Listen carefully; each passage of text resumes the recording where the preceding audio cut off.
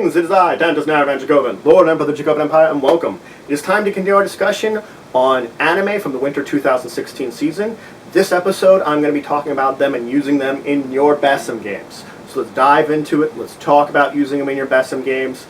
We're going to start with the three series that we just talked about, Kindachi Case Files Returns. So in this one, I'm going to have you give your characters 175 points. And they're going to go on murder mystery adventures. That's effectively what it's going to do. You're going to have them go into like whatever normal situation that they normally would be going on.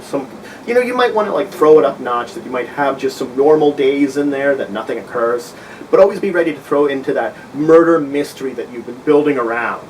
Now, when you're building this, make sure you have your characters, your players, split up the roles. I would have someone be sort of like the boy genius detective, someone maybe be the assistant / childhood friend type character, maybe someone be the lead detective from the police, and there'd be some kind of rival, either from the police or it could just be another rival detective, and sort of have them all working together at the same time. Granted, they might investigate different things at different times, but it's sort of like they form a team. It's sort of like, granted, one of them could do it on their own, but the dynamic of them working together oftentimes makes a very interesting time. It's like, granted, yes, not all of them are the main detective, and yes, maybe the rival detective is the one that rivals the sort of knowledge base that the two have.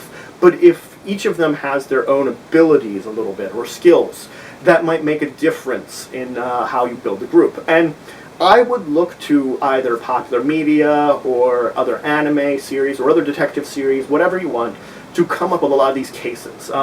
You could mimic a lot of the cases from the actual anime or one of the mangas in the Kindachi Case Files. There's a lot of them. There's a lot more than have been put out in this most recent anime.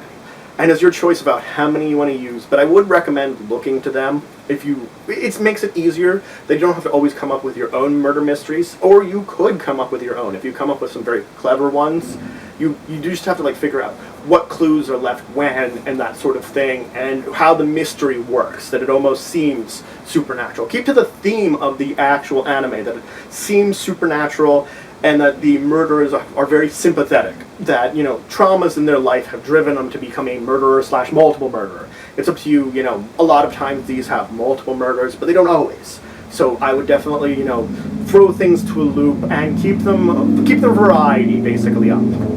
So next up, I want to talk about Rakudai Kishi no Calvary. For this one, I'm going to say give your players 400 points. Also in this one, you're going to have them all be blazers. That's the simplest thing. They're all blazers.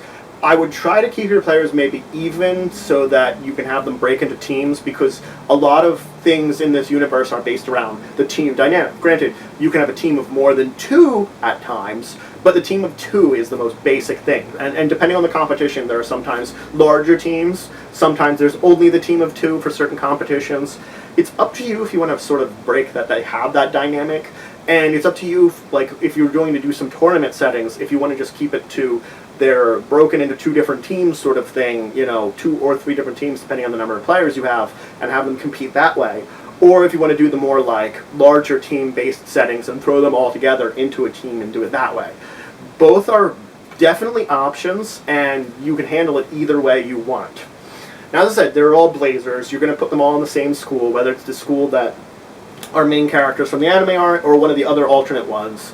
And it's up to you to have their school life, duels, tournaments they go on, dealing with some of the organizations in this world, maybe some of the other problems that are in this world, that sort of thing, diving into that a little bit, because the characters do a little bit. I would also add that, you should have each of your characters have, a little bit of, negativity in their backstories, whether it's something major like the way Iki's treated, or something that is sort of major but not directly affecting them, like with Stella, how her family is royalty, but they're puppet royalty, and that sort of puts her in a position where she wants to gain power and sort of regain that status. This doesn't affect her directly, but it's a setting of a goal, a very interesting goal.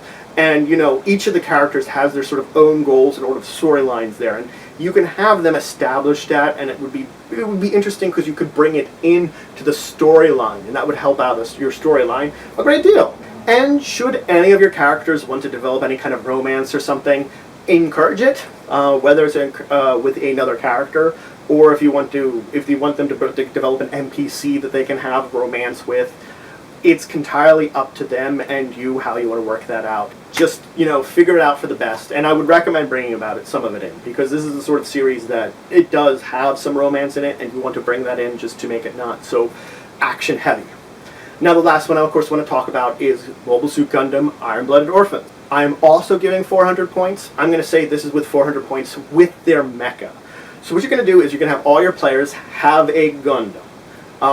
In this series, the company that came about got multiple Gundams by the end of the series. They did. They picked up multiple ones, so they had more than one. So it's a very good idea that your people could be the team of Gundam users from, let's say, this company. I would recommend maybe putting them in a company like that, or a similar company that, it has like the youth to it, that maybe it's like youth owned or youth controlled or something.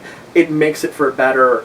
You might want to stick with a theme of all your characters being orphans too, and you're going to do the basic things with the Gundams. And you could actually set it up in the same company. You could set it in definitely in the same group of it.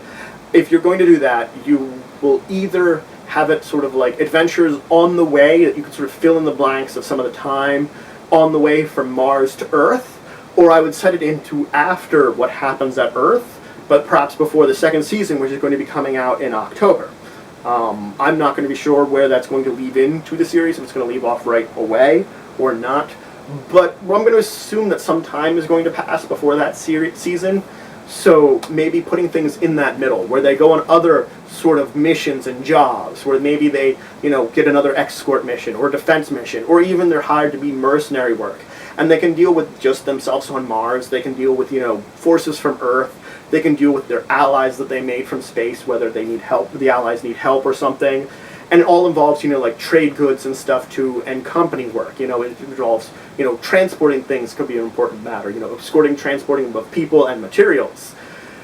There's a lot of interesting missions you can put together for this team, and put some enemies against them. And maybe that, they might face other Gundams too, or it could just be sheer force of numbers, that yes, they themselves could take out a number of units, but enough numbers might mean trouble for them is the problem. It's sort of like overpowered by vastly superior numbers. So that's it for today. I talked about these 3 series. I let you know how some suggestions on how to use them in your BESM games. Gave you some good ideas.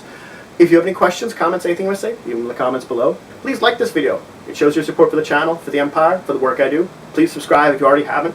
We're always looking for more members, more citizens. And please share this video. If you know anybody that would enjoy watching it and would learn anything from it, then please share it with them. And until the next time, I bid you farewell.